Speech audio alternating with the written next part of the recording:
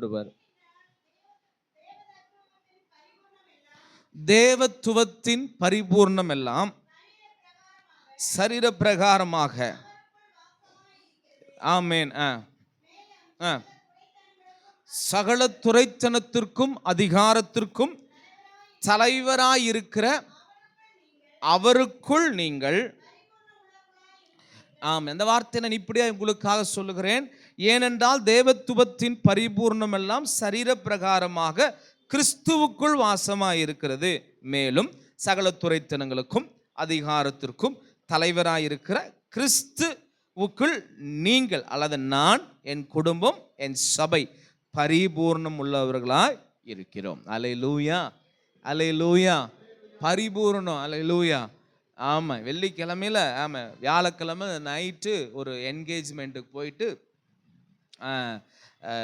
திரும்பி நான் ரிட்டர்ன் பைக்கில் அப்படியே கோயம்புத்தூரில் அந்த சிவானந்தா காலனிக்கு பக்கத்தில் இருக்கிற அந்த ஒரு 6வது நம்பர் இதுன்னு சொல்லுவாங்க, அதில் போயிட்டு திரும்பி ஒரு பாத்திமா சர்ச்சில் போய் ஒரு என்கேஜ்மெண்ட் நடத்திட்டு முடிச்சுட்டு திரும்பி வரும்போது ஒரு ஹோட்டல் பார்த்தேன்.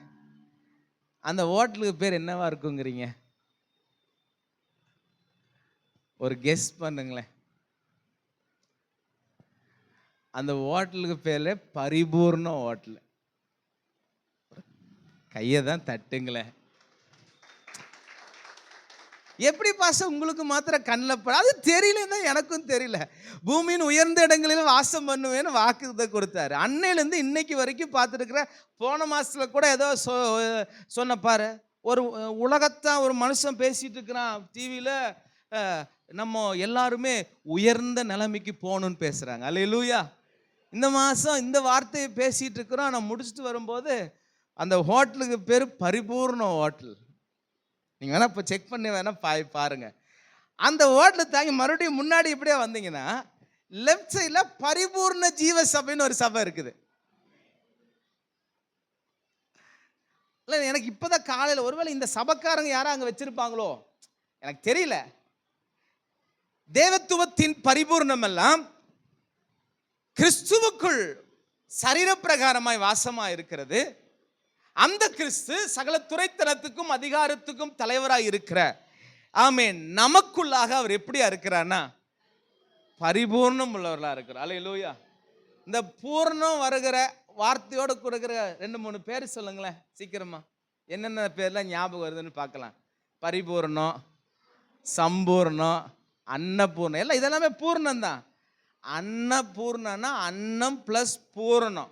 அன்னம்னா சாப்பாடு, பூர்ணம்னா குறைவில்லாமல் கிடைக்கிற இடத்துக்கு பேர் தான் என்னதான். அந்த அன்னபூர்ணக்காரருக்கு 2 நாளைக்கு முன்னாடி பிரச்சனை வந்துருச்சு. அதுக்கு என்னதான் பண்றது? அருண் புரிஞ்சுட்டாப்ல. ஏன்னா அருண் வந்து அப்டேட்டடா இருக்காப்ல. எத்தனை பேர் என்னோட கூட இருக்கிறீங்க? அவர் கரெக்டாக பேச, உண்மையால அவர் பேசுனதை நான் அப்ரிஷியேட் பண்ணுறேன். அவருக்கு பின்னாடி நான் நிற்கிறேன். அல்லேலூயா. உண்மையால அன்னபூர்ணக்கார் பேசுனதுல எந்த தவறுமே இல்லை. யார் வந்தால் நான் அதை ஷேர் பண்ணலான்னு கூட இருக்கிறேன். அழகாக பேச, நகைச்சுவையோடு அழகாக பேசினார். எதுக்கு ஜிஎஸ்டி போடுறீங்க? சாதாரண பண்ணுக்கு ஒரு ஜிஎஸ்டி, அதில் க்ரீம் தடவைனா ஒரு ஜிஎஸ்டி, 2 சேர்த்து கொடுத்து பேக் பண்ண அதுக்கு ஒரு ஜிஎஸ்டியானு அழகாக பேசினார். எதுக்கு சொல்கிறேன்னா, சம்பூர்ணம், அன்னபூர்ணம், பரிபூர்ணம் இதெல்லாம் ஒன்றோடு ஒன்று என்ன பண்ண வார்த்தைகள் என்றால் தொடர்புடைய வார்த்தைகள். அல்லேலூயா, அல்லேலூயா. அப்போது கிறிஸ்துவுக்குள்ளாக நீங்களாம் நானும் எப்படி இருக்கிறோன்னா பரிபூர்ணமாக. ஏற்கனவே சொன்னேன், இந்த கொலோசி சபைக்கு அப்போஸ்தலனாகிய பவுல் எழுதும்போது, சபையே நீ உலக பிரகாரமான காரியங்களை நீ தேடி போக வேண்டாம், ஒருவர் உனக்குள்ள இருக்கிறாருப்பா. அவர் எப்படியா இருக்கிறாருன்னா உனக்குள்ள பரிபூர்ணமா இருக்கிறார். அவர் ஆமென் சொல்லுங்களேன். எல்லா தீர்வுக்கும், பிரச்சனைகளுக்கும், போராட்டத்துக்கும் தீர்வு எல்லாமே அவர்கிட்ட இருக்குது. நீ எதை நோக்கி ஓட வேண்டாம். இந்த கொலோசியர் புஸ்தகத்திலே ஒரு சில வார்த்தை இடத்துல பரிபூர்ணம் என்கிற வருகிற ஒரு சில காரியத்தை நம்ம பார்க்க போறோம். பாருங்களேன். ஆமென். 1ஆம் அதிகாரம் 19 வசனம் ஏற்கனவே நம்ம வாசிச்சிருக்கிறோம். சகலமும் பரிபூர்ணமும் அவருக்குள்.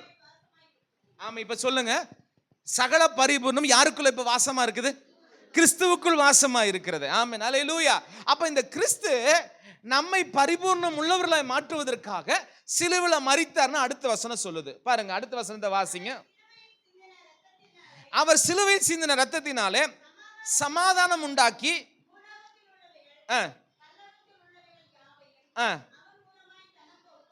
இப்போ அமெரிக்க ஐக்கிய நாடுகளிலிருந்து ஒரு தூதுவர் பிரதிநிதி வந்து இந்திய தேசத்துல வந்து ஒரு இங்குள்ள ஒரு தூதரோடு கூட ஒரு ஒப்பந்தம் பண்றாரு. என்ன ஒப்பந்தம் பண்றாரு? அமெரிக்காவுக்கும் இந்தியாவுக்கும் நாங்கள் ஒப்பந்தம் பண்ணுகிறோம். என்னடா இந்த ஒப்பந்தம் இத்தனை ஆண்டு காலங்கள் நீடிக்கும், இத்தனை வருஷம் நீடிக்கும். என்னன்னா, நாங்கள் வந்து எங்களுடைய கம்பெனியை உங்கள் இந்திய தேசத்தில் நிறுவுவதற்கான இடங்களை நீங்கள் கொடுங்கள். அதன் மூலமாக நிறைய வேலை வாய்ப்புகள் வரும், நிறைய பேருக்கு காரியங்கள் உண்டாகும். இதனால கார் உற்பத்தி தொழிற்சாலை உங்கள் ஊர்லேயே இருக்கும், உங்கள் ஊர்லேயே மேனுஃபேக்சர் பண்ணலாம். அதனால வேலை வாய்ப்புகள் உயரும். இதனால அந்த என்ன சொல்றது, பணவீக்கம் உயரும் அப்படின்னு சொல்லி என்ன பண்றாங்க, ரெண்டு தூதுவர்களும் சந்தித்து என்ன பண்றாங்க, ஒப்பந்தம் போடுறாங்க. அவங்க தூதுவர் பேர் என்ன பண்ணா, அவங்க சமாதானம் பண்ணுகிறவர்கள். இப்ப பாத்தீங்கன்னா நம்முடைய முதலமைச்சர் கூட அமெரிக்கா போயிருக்கிறாரு. அங்க ஃபோர்டு கம்பெனியோடு கூட இப்ப மறுபடியும் ஒரு டைப் வச்சுட்டாங்க. சில ஆண்டுகளுக்கு முன்பதாக ஃபோர்டு கம்பெனி என்ன பண்ணிட்டாங்கன்னா, தங்களுடைய என்ன சொல்ல உற்பத்தியை இந்திய தேசத்திலிருந்து கேன்சல் பண்ணிட்டு அவங்க மறுபடியும் போயிட்டாங்க. இப்போ முதலமைச்சர் இங்கிருந்து அங்கே போனங்காட்டிக்கு இந்த ரெண்டு நாட்டுக்கும் இடையில ஒரு உடன்படிக்கை ஏற்பட்டு மறுபடியும் ஃபோர்டுக்காரன் என்ன பண்ணுறான்னா, 12,000 பேரை வேலையை விட்டு நிறுத்தினா அதோடு கூட இன்னொரு 3,000 பேரை சேர்த்து 15,000 பேருக்கு நாங்கள் வேலை வாய்ப்பு உண்டாக்கி தருவோம். அதனால் நாங்கள் தமிழ்நாட்டில் வந்து ஃபோர்டு கம்பெனி ஆரம்பிக்கிறதுக்கு ஒரு என்ன சொல்ற ஒப்பந்தம் கடந்த ரெண்டு நாட்களுக்கு முன்பாக போட்டிருக்காங்க. என்ன என்று சொன்னால், இப்போ இது ரெண்டு தேசத்தையும் இணைக்கிறதுக்கு ஒரு முக்கிய பிரதிநிதி ஒருத்தர் இருப்பார். யார் என்று சொன்னா, அவர் தான் தூதுவர், அம்பாசிடர் என்று சொல்வார்கள். இப்போ நம்முடைய கிறிஸ்து எப்படிப்பட்டவர் என்று சொன்னா, பரலோகத்தையும் பூலோகத்தையும் இணைத்த தூதுவரானவர். ஒரு ஆமென் சொல்லுங்களேன். எப்படி ஒரு சாதாரணமாக ஒரு ஒப்பந்தம் செய்யப்பட்ட இந்த ஒப்பந்தத்தை இந்த ரெண்டு நாட்டினரும் என்ன பண்ண மாட்டாங்கன்னா, எத்தனை காலத்துக்கு அது போட்டிருக்கிறார்களோ அதை மாற்றவே மாட்டாங்க. அதனுடைய என்ன வந்தாலும், பொருளாதாரம் கீழே போனாலும், உற்பத்தி பெருகினாலும், வாங்கினாலும், கார் செஞ்சாலும் செய்யலினாலும், என்ன பண்ணாலும் இந்த 20 வருஷம் அந்த ஒப்பந்தம் போயிட்டே தான் இருக்கும். அதை கேன்சல் பண்ண என்ன பண்ண முடியாது. ஏதாவது போர்கள் யுத்தங்கள் வந்தா கேன்சல் பண்ணலாம். அதே போல இங்க என்ன சொல்லுதுன்னா, இயேசு சிலுவையில சிந்தின ரத்தத்தினாலே நம்மளை என்ன பண்ணினாரா, சமாதானம். எதை சமாதானம் உண்டாக்கினாரா? பூலோகத்தில் உள்ளவைகளும் பரலோகத்தில் உள்ளவைகளாக யாவையும் அவர் மூலமாய் தமக்கு ஒப்புரவாக்கிக் கொள்ள பிதாவுக்கு என்னவாயிற்று.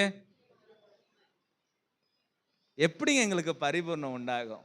எப்படிங்க எங்களுக்கு பூர்ணம் உண்டாகுனா, இவர் கிறிஸ்து இந்த உலகத்துல வந்ததுனால என்ன செய்துட்டார் என்று சொன்னா, பரலோகத்தில் உள்ளவைகளும் பூலோகத்தில் உள்ளவைகளும் எல்லாவற்றையும் அவருக்குள்ளாக வைத்து, ஆமென், இயேசு இந்த உலகத்துக்கு அனுப்புனது பிதாவுக்கு, நம்மளை அவரோட கூட சேர்த்து கொண்டதுக்கு பிதாவுக்கு பிரியமாயிற்று. அல்லேலூயா. இப்ப சகல பரிபூர்ணம் எனக்குள்ள இருக்குது. அல்லேலூயா. நான் தான் சொன்னேனே போன வாரத்துல, கிளைம் பண்ண போகிறேன். அல்லேலூயா. நான் தான் இத்தனை கோடி ரூபாய் எனக்கு விழுந்திருக்குன்னா, நான் தான், என் பேர் தான் லிவிங்ஸ்டன், நான் இந்த அட்ரஸில் இருக்கிறேன், நான் தான் அப்படின்னு சொல்லி நாம் என்ன பண்ண போகிறோம், ஆமாம், விழுந்த இடத்துல கிளைம் பண்ண போகிறோம். நமக்கு வேத வசனத்தில் தேவன் நமக்கு அநேக பரிபூர்ண ஆசீர்வாதங்களை, ஆவிக்குரிய ஆசீர்வாதங்களை, சரீரப்பிரகாரமான தேவைகளை, நன்மைகளை வைத்திருக்கிறார். நம்ம கிளைம் பண்ணி பெற்றுக்கொள்ள போகிறோம். ஒரு ஆமேன் சொல்லுங்களேன். ஒரு ஆமேன் சொல்லுங்களேன். ஹல்லேலூயா. ஒரு ஹல்லேலூயா சொல்லுங்களேன். ஆமாம், ஏற்கனவே சொல்லியிருக்கிற இந்த சம்பவத்தை இருந்தாலும் மறுபடியும் சொல்கிறேன். ஒரு அம்மா, ஒரு விதவை தாய் தன்னுடைய மகனை ரொம்பவும் கஷ்டப்பட்டு படிக்க வச்சு ஒரு நல்ல நிலைமைக்கு அவனை கொண்டு வந்து, ஆமாம், ரொம்ப அதான் வறுமையிலையும் வறுமை, அவ்வளவு கஷ்டத்துலையும் படிக்க வச்சு நல்ல பொசிஷனில் கொண்டு வந்து இந்த அம்மாவை நல்லா படித்து அந்த பையன் என்ன ஆகிட்டான்னா, இப்போ வெளிநாட்டு வேலைக்கு போயிட்டான். வேலைக்கு போனோன்னே இவன் போயிட்டுன்னா, சரி பையன் போயிட்டான், மாதம் எனக்கு நல்ல பணம் அனுப்புவான், என்னுடைய கஷ்டமெல்லாம் தீந்துடும், என்னுடைய காரியமெல்லாம் போயிடும், இனி நான் நல்லா இருப்பேன்னு சொல்லி ஒரு வாழ்க்கை வாழ்ந்து கொண்டிருக்காங்க. ஆமாம், போய் சேர்ந்துன்னா முதல் மாதத்தில் ஆமாம், போஸ்ட்மேன் வந்து ஒரு கவர் கொடுக்குறான். கவர் கொடுத்தோன்னே அந்த அம்மா அது என்னமோ அந்த கவருக்கு உள்ளே பார்த்து கலராக இருக்கும், என்னமோ பையன் கலராக ஒரு பேப்பர் அனுப்பிச்சிருக்கான்னு சொல்லி அதை கொண்டு போய் ஒரு புத்தகத்தில் வச்சுட்டு இருந்திருக்காங்க. என்னடா வந்தால் கடன் எல்லாம் கட்டிடலான்னு பார்த்துறமே, அடுத்த மாதம் வெயிட் பண்ணுறாங்க. அடுத்த மாதமும் ஒரு 4-5 காகிதம் போல் கலரில் ஒரு பேப்பர் போல் இருக்கிற சில தாள் இருக்குது. அதையும் பார்க்குறாங்க. ஐயோ, இந்த மாதமும் பையன் பணம் அனுப்பலையே அப்படின்னு சொல்லிட்டு, சரி இது பத்திரமா இருக்கட்டும், மறுபடியும் போய் புக்குக்குள்ளே வச்சிட்றாங்க. சரின்ட்டு இப்படியே நாட்கள் செல்லுது. 3 மாதம் ஆச்சு, 4 மாதம் ஆச்சு. எல்லாம் கேட்குறாங்க, ஏம்மா உன் பையன் வெளிநாட்டுக்கு போனானே பணம் ஏன் இன்னும் நீ கஷ்டம் வேதனை இன்னும் சாப்பாட்டு குறைவாக இருக்குன்னு நீ சொல்லிகிட்டே இருக்கிற, அவன் போய் உனக்கு பணம் அனுப்பல. எங்கேங்க அவன் பணமே அனுப்பல. அவங்களும் சில நாள் நம்ப ஆரம்பிச்சிட்டாங்க. நாட்கள் ஒழுது 6 மாதம் ஆச்சு. என்னம்மா 6 மாதம் ஆகி உன் பொண்ணு வேணா ஏதோ கவர் மாத்திரம் வந்திருக்குதுங்க, அதை அந்த புஸ்தகத்துக்குள்ளே வச்சிருக்கிறேங்க அப்படின்னு சொல்லி போய் அந்த புஸ்தகம் திறந்து பார்த்தா, பையன் போன மாதத்துலேருந்து டாலரை நோட்டா அனுப்பிச்சிருக்கிறான். அந்த அம்மாவுக்கு தெரியாம அது ஒரு கலர் காகிதம்ட்டு உள்ள வச்சிருக்கு. அல்லேலூயா. அப்பதான் சொன்னாங்களாம்மா, இது கலர் பேப்பர் இல்லம்மா, இது அந்தூர் காசுமா, உங்க பையன் உங்களுக்காக அனுப்பிச்சிருக்கிறான். நீங்க போய் இது என்ன பண்ணுங்க, பேங்க்லயோ இல்லை இங்கே மாத்திர இடத்துல என்ன பண்ணுங்க, கொடுத்தா மாத. நம்ம அப்பாவும் நமக்கு பைபிளை வார்த்தையை செக்கு போட்டு கொடுத்துருக்கிறார். அல்லேலூயா. நிறையா பேர் கிளைம் பண்ணாமல், உரிமை பாராட்டாமல், பெட்டுக்கு அடியிலையும் தலகாணி மேட்லையும் நம்முடைய கிச்சிலையுமே வச்சுட்டு என்ன பண்ணுறோம். அல்லேலூயா. அங்கே இருக்கிற வார்த்தை எங்கே இல்லை. இப்போ தேவத்துவத்தின் பூர்ணமெல்லாம் யாருக்குள்ள வாசமாக இருக்குது, அவருக்குள்ள. அப்ப எல்லாத்தையும் வச்சிருக்கிறாரு. அப்ப அந்தந்த தேவைக்குண்டானதை நான் அப்ளை பண்ணி நான் பெற்றுக்கொள்ளணும். ஒரு ஆமென் சொல்லுங்களேன். பக்கத்துல பார்த்து கேளுங்க, அப்ளை பண்ணீங்களான்னு கேளுங்க. உரிமை பாராட்டினீங்களான்னு கேளுங்க. உங்களுக்கு வந்த கஷ்டத்தில், வேதனையில், போராட்டத்தில், அவமானத்தில் இந்த வார்த்தையை உரிமை பாராட்டலாம். போன வாரம் எனக்கு ஒரு பாஸ்டர்ஸ் மீட்டிங் போயிருந்தேன். ஒரு தம்பியை கல்லறைக்காக ஜெபம் பண்ண சொன்னாங்க. அந்த தம்பி தெரிஞ்சு பண்ணலை, நான் நகைச்சுவைக்காக மாத்திரம் சீரியஸாக எடுத்துக்க வேண்டாம், தெரிஞ்சு பண்ணலாம் இல்லையோ, தெரிஞ்சு பண்ணலாம். ஆண்டவரே, ஈசாக்கு விதை விதைச்சான், 100 மடங்கு அறுவடை தந்தீங்களே. ஆமாண்ட, நாங்களும் விதை விதைக்கிறப்பா. 100 மடங்கு அறுவடை செய்ய உதவி செய்யும் ஆண்டவரே. அட தம்பி, உனக்கு கல்லறைக்கு இடம் வாங்கறதுக்கு ஜெபம் பண்ண சொன்னா, ஈசாக்கு விதை விதைச்சா வாங்காதுக்கு முன்னாடியே நீ அறுவடை கேட்கறியப்பா. என் மனசுக்குள்ள புரிஞ்சுதா என்ன அருண்? அநேக நமக்குள்ள இப்படிதான் இருக்கிறோம். வர பூரணத்துக்கு நேரம் வரும்போது வசனத்துக்கு நேரம் வர அநேக பூரணம் இருக்குது. இப்போ நம்ம ஆண்டவருடைய பிள்ளைகளா இருக்கிறோம், ஆண்டவருடைய ஜனமா இருக்கிறோம், ஆண்டவருடைய பிள்ளைகளா இருக்கிறோம். எந்த நேரத்தில், எந்த ஜெபத்துக்கு, எந்த பிரச்சனைக்கு, எந்த வார்த்தையை அப்ளை பண்ணி ஜெபிக்கணும்னு என்ன பண்ணல. ஆனால் நாங்கள்லாம் யாரு? நாங்களாம் கிறிஸ்துவர்கள். வேண்டாம் அதை சொல்லி நான் ஏன் வம்பு விலைக்கு வாங்கணும். நாங்க யாருங்க? கிறிஸ்துவ. ஆனா நம்மளுக்கு என்ன பண்ண தெரியல, இன்னும் ஜெபம் பண்ண தெரியல, சரியான ஆப்டான வார்த்தைகளை சொல்லி ஜெபிக்க தெரியல. இனி எல்லாம் வரனால எல்லாரும் ரெடியாகி, எப்ப யார் பேர் சொல்லுவேன்னு எனக்கு தெரியாது. ஆவியானவர் நினைவுபடுத்திட்டான்னா யார் பேரையா சொல்லிடுவேன் நான். ஒரு ஆமேன் சொல்லுங்க. அவங்க சத்தமா ஜெபம் பண்ணிடணும். என்ன ஆமேன் வர மாட்டேங்குது? திடீர்னு பிலிப் பிரதர்ன்றவேன், திடீர்னு ஸ்டான்லி பிரதர், சிலர் கார்த்திக் மகாராஜா பிரதர்ன்றவேன். அல்லேலூயா, அல்லேலூயா. கண்டிப்பா சொல்லுங்க பாஸ்டர்ங்கறாங்க.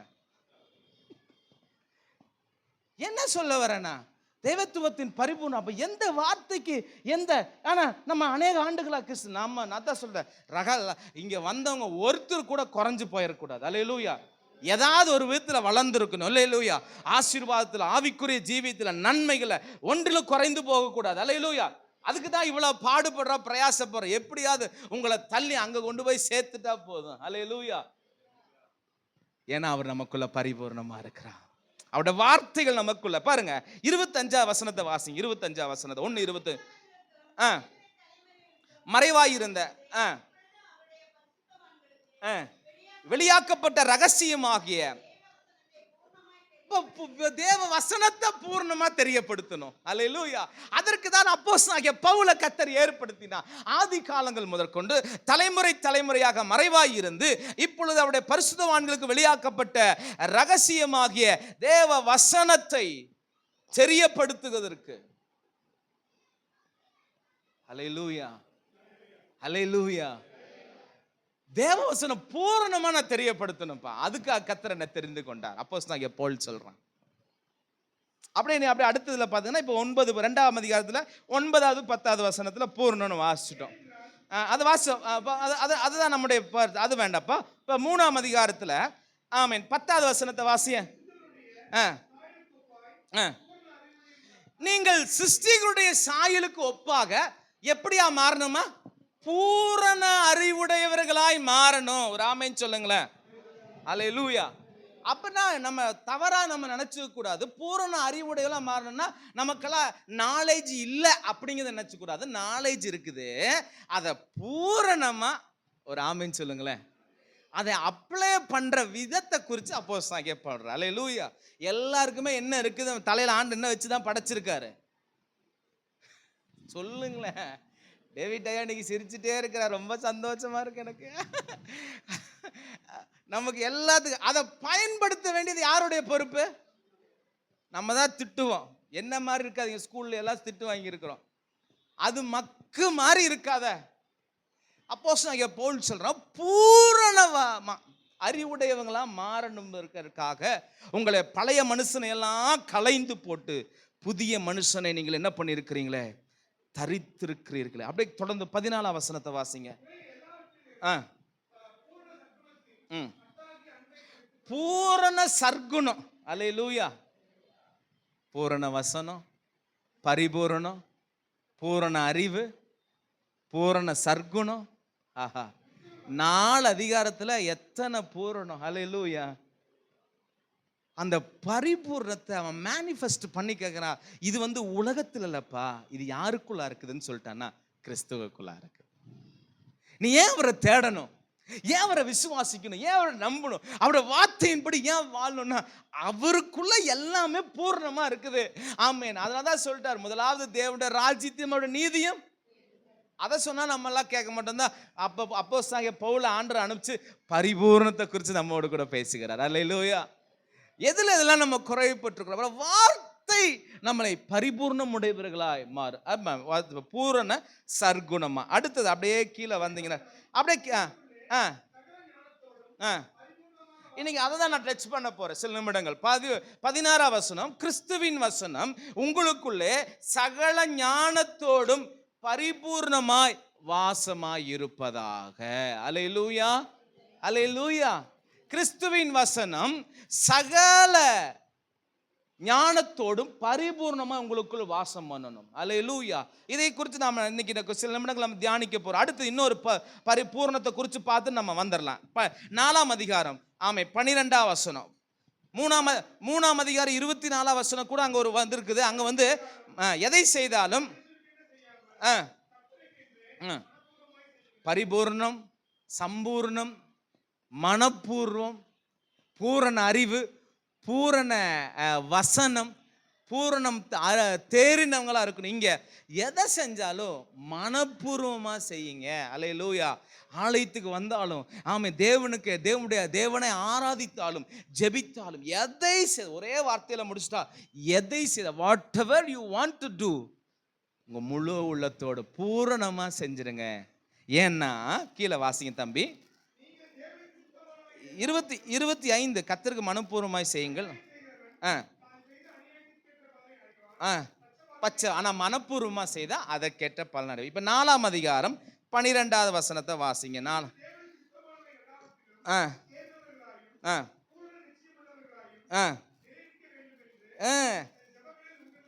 நீங்கள் தேவனுக்கு சித்தமானவர்கள் எல்லாவற்றிலும் தேறினவர்களாயும் பூரண நிச்சயம் உள்ளவர்களாயும் நிலை நிற்க வேண்டும். ஒரு ஆமென் சொல்லுங்களேன். அல்லேலூயா. அப்போ எல்லாத்திலுமே பூரணம் பூரணம் அப்படிங்கிற வார்த்தையை நீங்க கவனித்து கொண்டே இருங்க. இந்த பூரணம் கிறிஸ்துவுக்குள்ளாக வாசமாயிருக்கிறது. அந்த கிறிஸ்து நம்மைக்காக சிலுவையிலே அறையப்பட்டதின் மூலமாக இந்த பரிபூர்ணத்துக்கு சொந்தக்காரர்களாய் நாம் மாறிவிட்டோம். அது 2ஆம் அதிகாரத்துல 11ஆம் வசனத்துல சொல்லுது. வாசிங்க 11.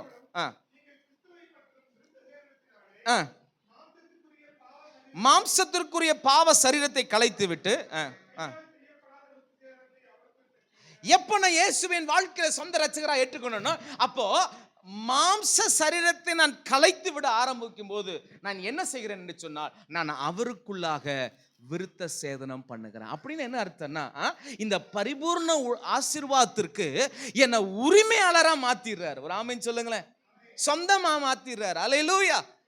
எப்ப மாம்ச சரீரத்தை, பாவ சரீரத்தை, ஆமா இந்த உலகத்தினுடைய காரியத்தை வேண்டான்னு சொல்லி நான் அகற்றணும், அப்ப நான் என்னவா மாறிறேன் என்று சொன்னால், கிறிஸ்துவுக்குள் நான் விருத்தம் சேதனம் பண்ணப்பட்டவனாய் மாறிவிடுகிறேன். அதனால தான் பைபிள்ஸ்ல சொல்லும்போது சொன்னேன், நாம் இனி மாம்சத்தின்படி நம்ம சர்க்கம்சைன் பண்ண அவசியம் இல்லை. ஏன்னா கிறிஸ்து என்னைக்கு உங்களுக்காக எனக்காக சிலுவையில் மரித்தாரோ அன்றைக்கே அவரை நம்ம ஏற்றுக்கொள்ளும் பொழுது கையால் செய்யப்படாத விருத்த சேதனத்தை அவருக்குள்ளே நாம் செய்து அவருடைய பரிபூர்ணத்தை நாம் பெற்றுக்கொண்டோம். ஆமென் சொல்லுங்களேன். ஆமென் சொல்லுங்களேன். கிறிஸ்துவின் மூலமா நான் இப்ப என்னங்க பெற்றிருக்கிறேன்? ஏங்க இங்க வரணும்? ஏன் கர்த்தரை ஆராதிக்கணும்? ஏன் அவரை தொழுது கொள்ளணும்? இப்போ மாம்சத்தினால் செய்யப்படாத, கையால் செய்யப்படாத விருத்த சேதனத்தை அவருக்குள்ள நான் செய்ததுனால இந்த பரிபூர்ணத்திற்கு என்ன ஆயிட்டுனா, அவன் தான் இது வரைக்கும் கிளைம் பண்ணிட்டு இருந்தான். யாரு? யூதன்.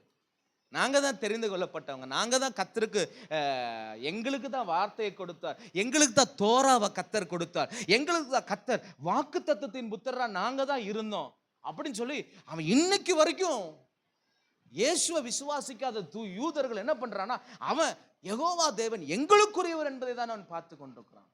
ஆனா மெஸ்ஸி அந்த உலகத்துல வந்து எல்லாத்தையும் ஒன்னாக்கிட்டு போயிட்டாரே அப்படிங்கிற அறிவு அவனுக்குள்ள இல்லை.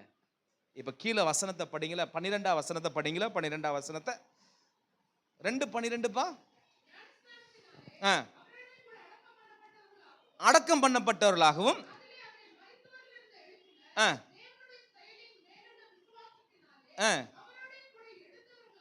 இப்ப அவரோடு கூட நீங்கள் நான் என்ன பண்ணிருக்கிறோம்? ஞானஸ்நானத்துல அவரோடு கூட அடக்கம் பண்ணப்பட்டோமா. தண்ணியிலிருந்து மூழ்கும் போது இப்ப அவரோடு கூட நாம் என்ன பண்ணிட்டோம்?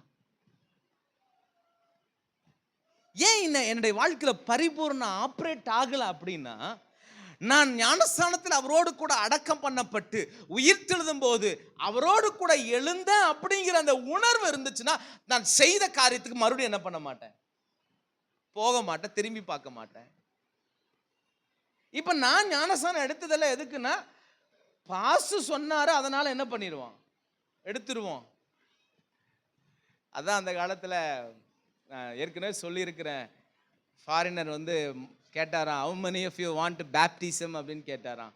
ஒருத்தருமே கையை தூக்கலையா. யாருக்கெல்லாம் ஞானஸ்தானம் வேணும்னு கேட்கும்போது ஒருத்தருமே கையை தூக்கலையா.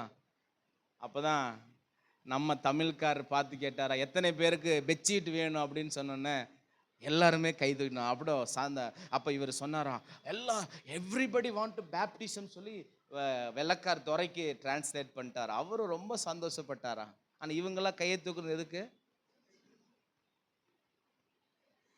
எத்தனை பேர் என்னோடு இருக்கிறீங்க? நான் அடக்கம் பண்ணப்படுவதற்காக ஞானஸ்நானம் பண்ணியிருந்தா என் பழைய வாழ்க்கைக்கு எழும்பும் போது அவரோடு கூட எழுந்தேன்னு ஒரு உணர்வு வந்திருக்கும். எத்தனை பேர் பாவ மன்னிப்புக்கு ஞானஸ்நானம் எடுத்திருக்கிறீங்க? சந்தேகமா, ஆண்டவரே சபை நடத்தி பிரயோஜனம் எல்லாம் போயிடுச்சு. எத்தனை பேர் உண்மையா தேவனை அறிக்கையிட்டு ஞானஸ்நானம் எடுத்திருக்கிறீங்க? கல்யாணத்துக்காக இல்லாமல், திருமணத்துக்காக இல்லாமல், அப்புறம் கல்லறைக்காக இல்லாமல், ஆண்டவரை சொந்த ரட்சகராக ஏற்றுக்கூட பாவத்துக்கு செத்து நீதிக்கு பிழைச்சிருக்கிறாங்க. எத்தனை பேர் ஞானஸ்நானம் எடுத்தீங்க? அதில் ஏதாவது சந்தேகம் இருக்குதா? அப்புறம் மறுபடியும் முக்க வேண்டியது வருமே. ஐயோ என்ன இருக்கீங்களான்னு தெரியல. அல்லேலூயா. சந்தேகமா கை தூக்குறத பார்த்தா பாச எங்களுக்கு அதில் சந்தேகமா இருக்குது. ஆமா, மறுபடியும் அப்புறம் முக்க வேண்டியதுதான். அல்லேலூயா. எழுந்தாள், அவரோடு கூட நான் எழும்புவேன். எதற்கென்று சொன்னால் பரிபூர்ண ஆசீர்வாதத்துக்கு சொந்தக்காரனாய் மாறு. சீக்கிரமா 13ஆம் வசனத்தை வாசிக்க. 13ஆம் வசனம்.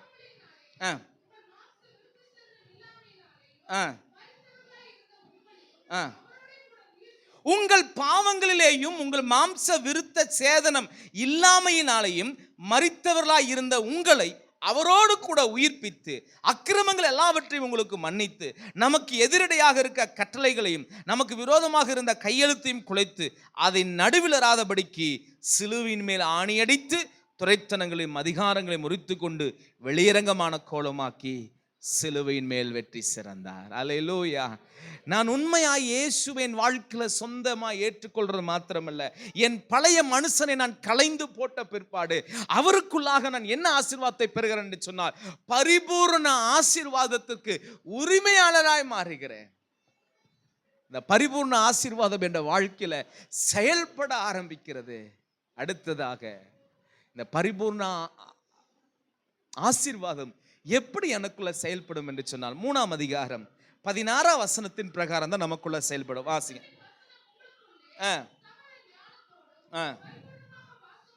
இந்த வசனம், இந்த தேவனுடைய வார்த்தை, கிறிஸ்துவின் வசனம் உங்களுக்குள்ளே சகல ஞானத்தோடும் பரிபூர்ணமாய் வாசமாய் இருப்பதற்காக, வாசிங்க சிஸ்டர்.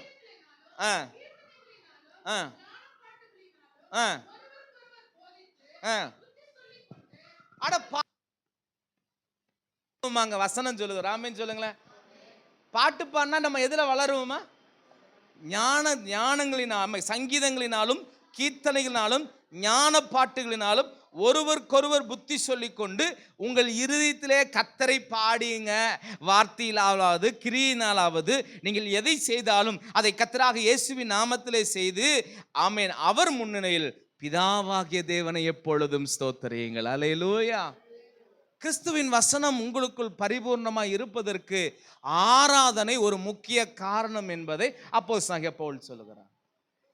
அல்லேலூயா. எத்தனை பேர் உங்கள் ஜெப நேரத்தில் கர்த்தரை ஆராதிக்கிறீர்கள்? கர்த்தரை தோத்திரம் பண்றீங்க? போன உடனே ஸ்தோத்திரம் ஆண்டவரே, உங்க பையன் வந்திருக்கிறேன், புள்ள வந்திருக்கிறேன், என் பாரத்தையெல்லாம் உங்க மேல வச்சிடற ஆண்டவரே, இயேசுவின் நாமத்தில் பிதாவே அப்படின்னு நம்ம எந்திரிச்சிட்டு இருந்தோம்னா நம்ம ஜெபத்துல என்ன இல்லைன்னா பிரயோஜனம் இல்லைன்னு சொல்றாரு அப்போஸ்தலனாகிய பவுல். அல்லேலூயா, அல்லேலூயா. அதனால தான் ACTS அப்படிங்கிற ஒரு ஃபார்மேட்ல பைபிள் ஸ்டடியில் சொல்லி கொடுத்தோம். அடோரேஷன், அப்புறம் கன்ஃபெஷன், அப்புறம் தேங்க்ஸ் கிவிங், அப்புறம் சப்ளிகேஷன். ஆராதிக்க வேண்டும், அறிக்கையிட வேண்டும், நன்றி செலுத்த வேண்டும், விண்ணப்பம் பண்ண வேண்டும். நம்முடைய ஜெபத்தில் என்ன நல்லா இருக்கணும் சொல்லுங்க சீக்கிரமா?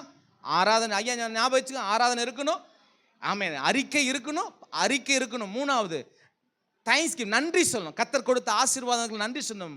4வது அப்புறம் தான் விண்ணப்பம் பண்ணவே போகணும்.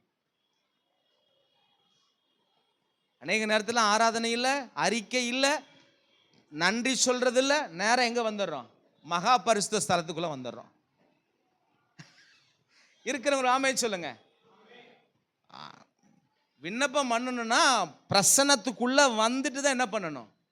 வெளியே பலிபீடம் இருக்கும், ஆசரிப்பு கூடாரத்தில், அங்கே தன்னுடைய பாவங்களுக்காக பலி செலுத்தி கர்த்தரை ஆராதித்து உள்ள வந்து கர்த்தருக்கு நன்றிகளை செலுத்தி விட்டு தான் எங்க வரணும்?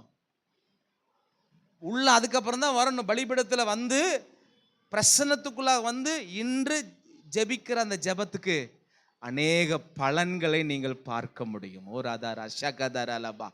இல்லைன்னா உங்களுடைய ஜெபங்கள் எல்லாம் இன்எஃபெக்டிவா மாறிடும், செயலில்லாமல் போய்விடும். ஏன் இன்னைக்கு பரிபூர்ண ஆசீர்வாதம் என்ன வாழ்க்கை பெறலாம்? தேவனுடைய வார்த்தையினால உண்டானபடி நான் ஜெபிக்கிறது இல்லை, தேவனுடைய வார்த்தையினால் உண்டான ஆராதனை நான் செய்வதில்லை, தேவனுடைய வார்த்தையினால் உண்டான வாழ்க்கையை நான் வாழ விரும்பாதனால, நான் முயற்சிக்காதனால பரிபூர்ண ஆசீர்வாதம் இன்னைக்கு எங்கள் வாழ்க்கையில இல்லை. ஆனால் தேவன் எல்லாருக்கும் பரிபூர்ண நன்மைகளையும் ஆசீர்வாதத்தையும் ஒவ்வொருக்கும் வைத்திருக்கிறார். இது எதன் மூலமாக வைத்திருக்கிறார்? அவருடைய வார்த்தையின் மூலமாக வைத்திருக்கிறார். ரீபாலா ஷக்கதரபா ரீதானாமா ஷக்கதரபா. அப்போ ஒரு கிறிஸ்துவோட வாழ்க்கை, அவன் ஞானஸ்தானத்தில் கிறிஸ்துவோடு கூட அடக்கம் பண்ணப்பட்டு அவன் தண்ணியிலிருந்து எழுந்தும் போது கிறிஸ்துவோடு கூட எழுந்துகிறான். இப்போ எழுந்ததுக்கு பிற்பாடு அவனுடைய வாழ்க்கை இப்போ மர்வமாக்கப்பட்டது. விருத்த சேதனம், கையால் செய்யப்பட விருத்த சேதனத்தை உடையவனா அவன் வாக்கு தத்தத்துக்கும் ஆசீர்வாதத்துக்கும் உடையவர்களாய் மாறுறாங்க. இப்போ நமக்கு இருக்கிற ஒரே ஒரு ஆதாரம் என்னன்னா தேவனுடைய வார்த்தை. எனக்கு இருக்கு ஒரு அஸ்திபாரம் என்னன்னா தேவனுடைய வார்த்தை. இந்த அஸ்திபாரத்தின் மேலதான் எங்க வாழ்க்கை கட்டப்பட வேண்டும் என்று தேவன் விரும்புகிறார். எதை எடுத்தாலும் சரி, எதை செய்தாலும் சரி, நான் மனப்பூர்வம் எதை செய்தாலும் சரி, இந்த வார்த்தையின் அடிப்படையில் நான் செயல்பட்டு கொண்டிருக்கிறேனா? இந்த வார்த்தை எனக்குள்ள கிரியை செய்ய நான் அர்ப்பணித்திருக்கிறேன். போன வாரம் நம்ம சொன்னேன் அல்லவா, இந்த தேவனுடைய வார்த்தை இதுல இருக்கிற பிரகாரமாகவே நான் பார்க்கிறேனா. இருக்கிறவங்களும் ஆமைன்னு சொல்லுங்களேன். ஆனா இன்னைக்கு என்ன பண்றோன்னா, இங்க கொஞ்சமும் அங்க கொஞ்சமும் அங்க கொஞ்சமும் இல்லைங்க. அதில் கிறிஸ்துவ வாழ்க்கை. தேவனுடைய வார்த்தை நான் என்னைக்கு கிறிஸ்துவோடு கூட மரித்து உயிரோடு கூட எழுந்தேன், எனக்கு ஒரு வேர்டை கர்த்தர் கொடுத்திருக்கிறாரு. இந்த வார்த்தை சகல கிறிஸ்துவின் வசனம் உங்களுக்குள்ளே சகல ஞானத்தோடும் பரிபூர்ணமாக வாசமாய் இருப்பதாக. 3 காரியம் ஞாபகம் வச்சுங்க. 1, கர்த்தரை ஆராதிப்பதில் கர்த்தருடைய வசனத்தின்படியாக, என் வாழ்க்கை ஜெபிக்கிறதுல கர்த்தருடைய வார்த்தையின் பிரகாரம். 3வது, என் வாழ்க்கை வாழ்கிறதுல எதன் அடிப்படையில் என்று சொன்னால் கிறிஸ்துவின் வசனத்துக்குள்ளாக. அதனாலதான் இயேசு இந்த உலகத்தில் இருக்கும்போது சொன்னார், ஒருவன் என்னிலும் என் வார்த்தை அவனிலும் நிலைத்திருந்தால் மிகுந்த கனிகளை கொடுப்பான். என்ன ஆயிருக்குது என்று சொன்னா, பரிபூரணம் அவனுக்குள்ளாக செயல்பட ஆரம்பித்து விடுகிறது. 15ஆம் அதிகாரம் 7ஆம் வசனத்தை வாசிங்க. யோவான் 15:7 வாசிங்க சீக்கிரமா. யோவான் 15:7.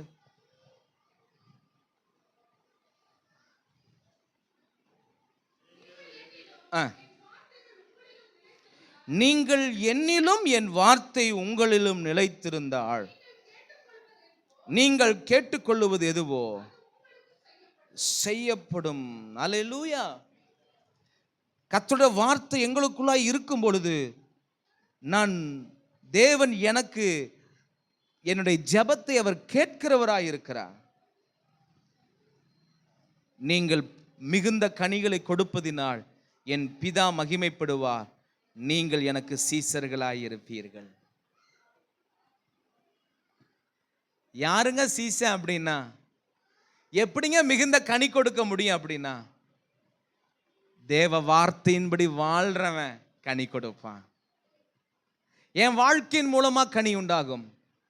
என் வாழ்க்கையின் மூலமா மாத்திரமல்ல, என் வாழ்க்கையின் மூலமாக மற்றவர்களை கனியுள்ளவர்களாய் மாற்றுவதற்கு கிறிஸ்துவின் வசனம் பூர்ணமாய் எனக்குள்ளாக குடிக்கொண்டிருக்க வேண்டும் என்று தேவன் எதிர்பார்த்து கொண்டிருக்கிறார். கீழே அப்படியே வாசிப்பீர்கள் என்று சொன்னா, கீழே அப்படியே வாசிங்க. 10ஆம் வசனத்தை வாசிங்க சார்.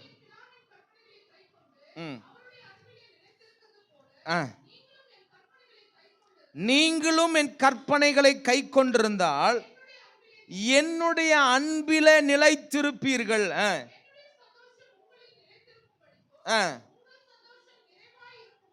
இந்த நிறைவுக்கும் பரிபூர்ணத்துக்கும் ஒரு தொடர்பு இருக்குங்க. நிறைவடைந்த பிற்பாடுதான் பரிபூர்ணம். அல்லேலூயா. அப்ப இந்த நிறைவு எங்க உண்டாகுதுன்னா, என் கற்பனைகளை என் வார்த்தைகளை நீங்க கேட்டு நடக்கிறதுல உண்டாயிருக்குன்னு கர்த்தர் சொல்றார். அடுத்து வாசிங்க.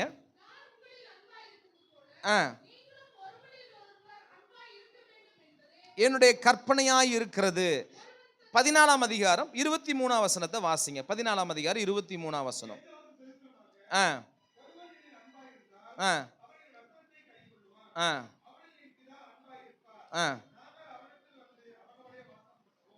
சரி சரி, இப்ப எல்லாருக்கும் ஒரு கேள்வி. ஃபர்ஸ்ட் சகோதரிமார்ட்டு, நம்ம வீட்டுக்காரருக்கு ஏன் சாப்பாடு செஞ்சு வைக்கிறீங்க?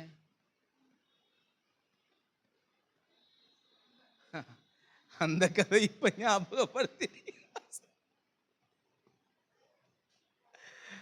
என்னமோ ஒரு பழமொழி சொல்லுவாங்களே, அதுக்கு வாக்கப்பட்டா அப்புறம் வேற என்ன வழி செய்ய.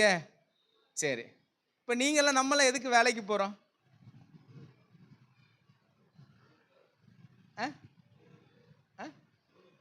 குடும்பத்துக்காக. அது எதனால ஆனது? மகாராஜா பேர் முக்கா கிணறு தாண்டிட்டார், அருண் முழு கிணறு தாண்டிட்டா. அப்ப எதுக்கு என் குடும்பத்துக்காக நான் உழைக்கிற வேலை செய்றேன்? என்ன பண்றது, கட்டியாச்சு, சோறு போட்டு தானே ஆகணும், அதனால நான் போறேன், என்னத்தவோ செய்ய. இந்த வசனத்தோடு நான் பேசுறேன், தப்பா யாரும் புரிந்து கொள்ள வேண்டாம். ஆண்டவர் என்ன சொல்றான்னா, நீ என்னில் அன்பா இருந்தீனாங்கப்பா, என் வசனத்தை நீ என்ன பண்ணுவ? கஷ்டப்பட்டு வேலைக்கு போயிட்டு வராரு, அவருக்கு ஏதாவது பிடிச்சது ரெண்டுக்கு என்னது ஏதாவது செஞ்சு வைப்போம், ஒரு காப்பி போட்டு வைப்போம். அல்லேலூயா. ஏதாவது அவருக்கு பிடிச்சது செஞ்சு வைப்போம். எதனால? நான் திருமணத்தில் பேசும்போது அதிகமாக அதை வலியுறுத்தி பேசுகிறேன். அன்பினாலே செய்யப்பட வேண்டும். நாங்கள் எதுக்கு போகிறோம், வேலை செய்கிறோம்? ஆமென். ஏதோ கடமைக்காகவோ கட்டாயத்திற்காகவோ அல்ல, நம்முடைய மனைவி மேலே நம்முடைய பிள்ளைகள் மேலே இருக்கிற அன்பின் நிமித்தமாக. ஆண்டவர் இங்க என்ன சொல்லிட்டாருன்னா, மறுபடியும் அந்த வசனத்தை வாசி 14:23. இயேசு அவனுக்கு பிரதியுத்தரமாக, ஒருவன் என்னில் அன்பா இருந்தால் அவன் என் வசனத்தை அன்பு கூறுவேன், இன்னும் அதிகமா ஆராதிப்பேன். ஆண்டவர் சொல்லிட்டாரு, என் வசனத்தை கை கொள்ளுன்ட்டார். என் வசனத்தை என்ன பண்ணு? என் வசனத்தை கை கொள்ளு. அன்பா இருக்குன்னு சொல்றியா? என் வார்த்தை கேளு. இந்த அன்பா இருக்கிறவங்க என்ன சொன்னாலும் அன்புக்கு கட்டுப்படுறவங்க கீழ்ப்படிவாங்க. ஒரு ஆமீன் சொல்லுங்களேன். நான் என்னுடைய மனைவிட்ட அடிக்கடி சொல்லுவேன், லிவிங்ஸ்டனை ஒரே ஒரு காரியத்தை தான் வீழ்த்த முடியும், அன்புக்கு தான் அவன் அடிமை.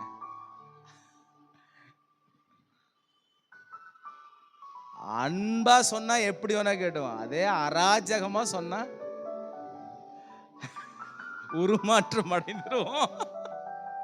அன்புக்கு நாங்கள் அடிமை.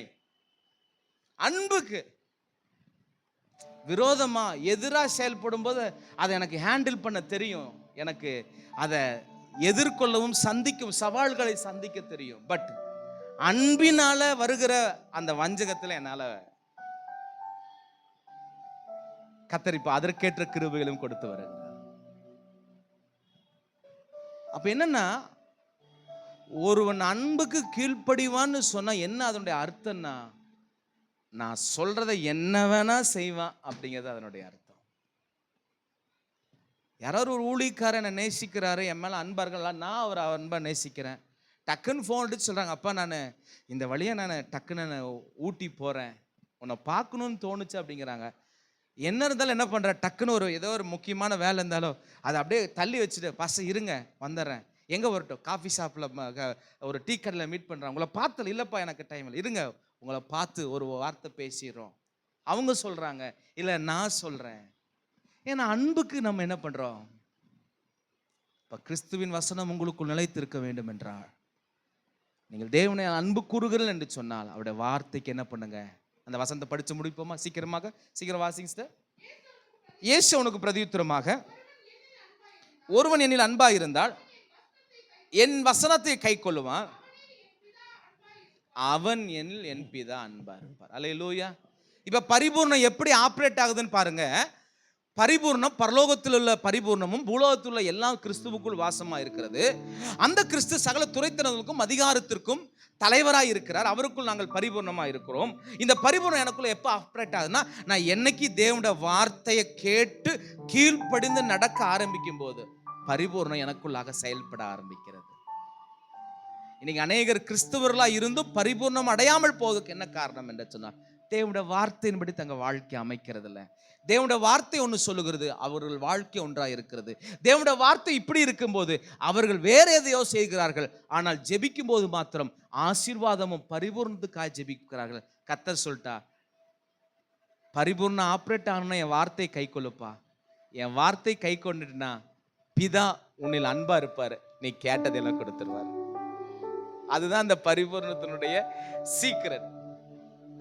என் பிதா உன்னில் அன்பா இருக்க ஆரம்பிச்சுட்டானா, நீ ப்ளீஸ் பிதாவை ப்ளீஸ் பண்ண ஆரம்பிச்சிட்டீனா, அதுதான் வேதம் சொல்லுகிறது, அவன் செய்வதெல்லாம். அந்த வார்த்தைய அங்கதான் மறுபடியும் சங்கீதம் 1:2 அவன் வாசிக்க வேண்டாம். இரவும் பகலும் அவருடைய வேதத்தின்படி தியானமா இருக்கிற மனுஷன் எவனோ அவன் பாக்கியவான். அவன் எப்படிப்பட்டவனா இருக்கிறான்னா, தண்ணீர் அண்டையில நாட்டப்பட்டது, வேர்களில் கால்வாயோரமா வேறு விடுகிறதும். அவன் செய்கிற காரியம் எல்லாம் என்ன பண்ணுமா? இதுதான் பரிபூர்ணத்தினுடைய ஆரம்பம். நான் வசனத்தை கேட்கல, வசனத்துக்கு கீழ்ப்படியில, யாரும் ஊழியக்காரனாகிய நானா கூட இருக்கலாம், வார்த்தைப்படி நான் நடக்கலைனா அவன் செய்வான். அவன் நீர்க்கால் நோரமாய் நடப்பட்டு தன் காலத்தில் தன் கனியை தந்து இலையுதிராதிருக்க மரத்தை போல இருப்பான். அவன் செய்வதெல்லாம் வாய்க்கும். இயேசுவின் நாமத்தினால அவருடைய வார்த்தை என்னும் பரிபூர்ணம் உங்களுக்குள்ள உண்டாயிருப்பதாக. அப்படி எல்லாரும் கண்களை மூடுவோம். எல்லாரும் கண்ணீர் காலா தூரான மாறா